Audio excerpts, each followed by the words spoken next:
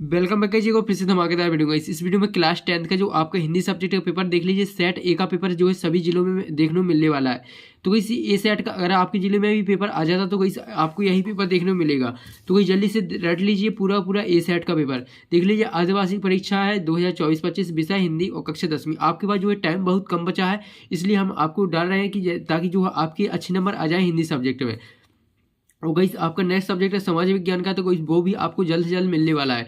तो जल्दी से आप पहले हिंदी का पेपर दे के आइए। कुल प्रश्न आपके देख लीजिए 23 रहने वाले और पृष्ठों की संख्या 5 रहने वाली है। समय आपको 3 घंटे का मिलने वाला, पूर्णांक 75 नंबर का। तो जल्दी से आप वीडियो को लाइक कीजिए और चैनल पर नए हो तो चैनल को सब्सक्राइब। चलिए आप फटाफट आपके जो क्वेश्चन है इन्हें कंप्लीट कर लेते हैं। निर्देश वगैरह आप अच्छे तरीके से पढ़ लीजिएगा। चलिए यहाँ पर इसके क्वेश्चंस कंप्लीट कर लेते हैं। चलिए थोड़ा जूम कर देते ताकि जो क्वेश्चन है आपको साफ साफ दिखाई दे।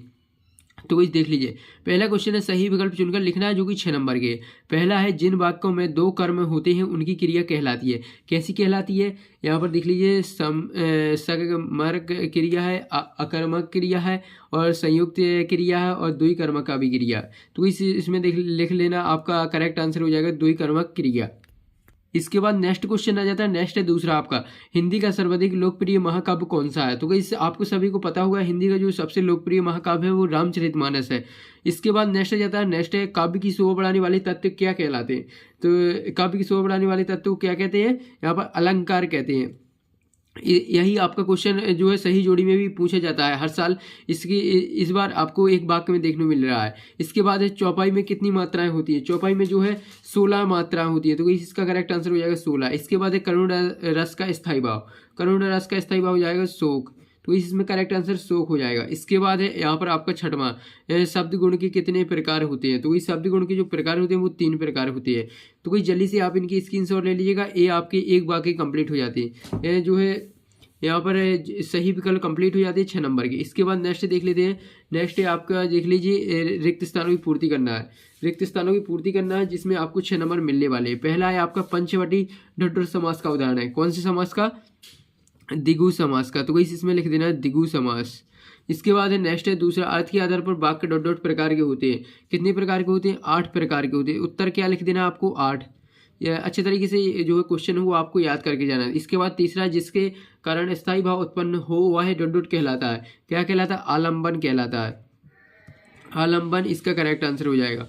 इसके बाद नेक्स्ट है कामायनी एक डॉट डॉट है। क्या है? कामायनी एक महाकाव्य है। तो इसमें लिख देना महाकाव्य। इसका करेक्ट आंसर क्या हो जाएगा? महाकाव्य इसका करेक्ट आंसर हो जाएगा। इसके बाद है सोठा छंद में डॉट डॉट चरण होते हैं। कितने? 4 चरण होते हैं। तो इसमें लिख देना 4।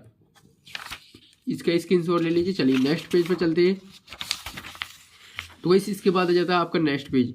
नेक्स्ट क्वेश्चन क्या कह रहा है? एक से अधिक अर्थ देने वाले शब्द डॉट डॉट कहलाते हैं। क्या कहलाते हैं? अनेकार्थी कहलाते हैं। आपको टेंशन नहीं लेना। आपके जो क्वेश्चन है इधर उधर हो सकते हैं, जो आपको एक वाक्य में क्वेश्चन पूछे जाते हैं और वो आपको रिक्त स्थान में देखने को मिल सकते हैं, या रिक्त स्थान वाले आपको ये सत्य में या एक वाक्य में, और सही जोड़ी वाले आपको रिक्त स्थान में। आपको इसी तरह आपको क्वेश्चन घुमा फिरा के आ जाएंगे, लेकिन क्वेश्चन यही रहेंगे। ठीक है, इसलिए अच्छे तरीके से आपको याद करना है। इसके बाद आ जाते हैं क्वेश्चन 3 जो सत्य लिखना है, जो कि 6 नंबर के। पहला है रामधारी सिंह दिनकर प्रगतिवादी कवि है। तो ये आपका जो है असत्य हो जाएगा। इसके बाद नेक्स्ट है दूसरा, प्रयोगवाद के जनक समुद्रानंदन पंत माने जाते हैं। तो वैसे आपका असत्य हो जाएगा। इसके बाद नेक्स्ट है गोपियों ने उद्धव के संदेश को स्वीकार कर लिया है। तो वैसे आपका असत्य हो जाएगा।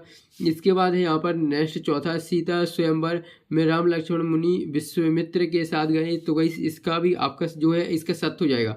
इसके बाद है नागार्जुन का बचपन से ही यही नाम था। तो वैसे आपका असत्य हो जाएगा। इसके बाद है जयशंकर प्रसाद छायावाद की कवि है।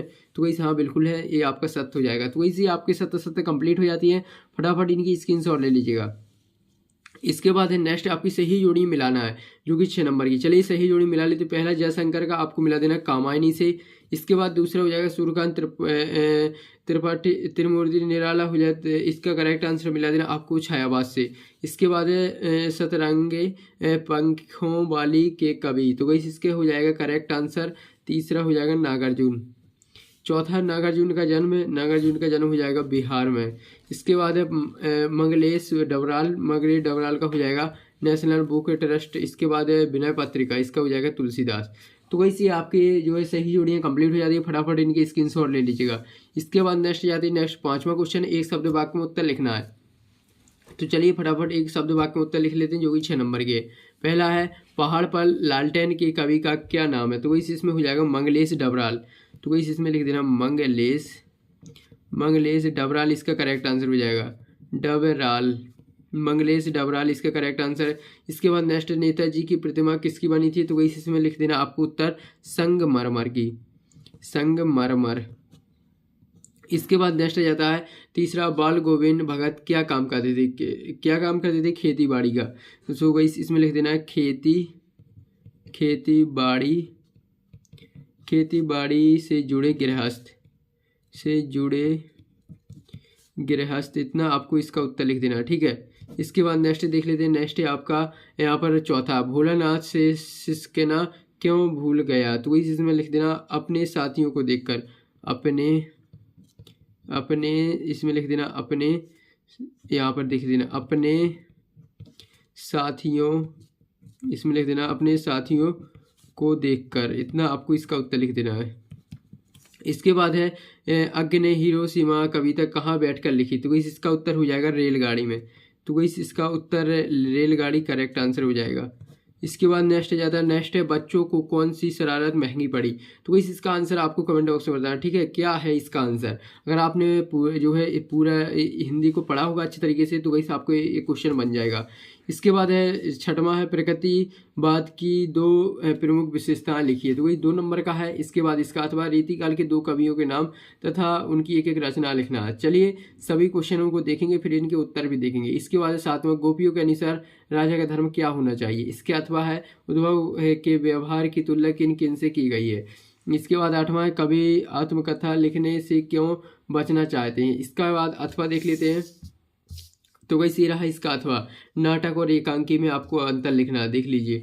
इसके बाद है कहानी किसे कहते हैं, 2 कहानीकारों के नाम लिखना है। तो चलिए फटाफट सभी क्वेश्चनों को देखते चलते हैं। फिर 10वां है रिपोर्टाज से आप क्या समझते हैं, लिखिए। अथवा दिया रेखा चित्र और संस्मरण में कोई दो अंतर। इसके बाद 11वां है 12वां में दोहा की परिभाषा उदाहरण सहित लिखना है। इसके बाद है अथवा इसका अनुप्रयास अलंकार की परिभाषा उदाहरण सहित। इसके बाद 13वां छायावाद की 2 प्रमुख विशेषताएं लिखिए, अथवा देवा यमक अलंकार की परिभाषा उदाहरण सहित लिखना है।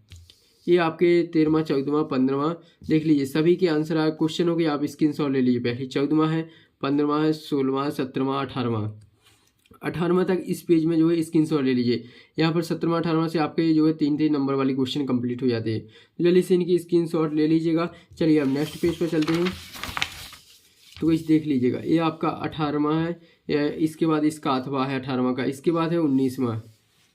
तो इसी रहा आपका 19वां में निम्नलिखित गद्यांश की संदर्भ प्रसंग सहित व्याख्या करनी है। तो चलिए से आप इसकी स्क्रीनशॉट ले लीजिएगा।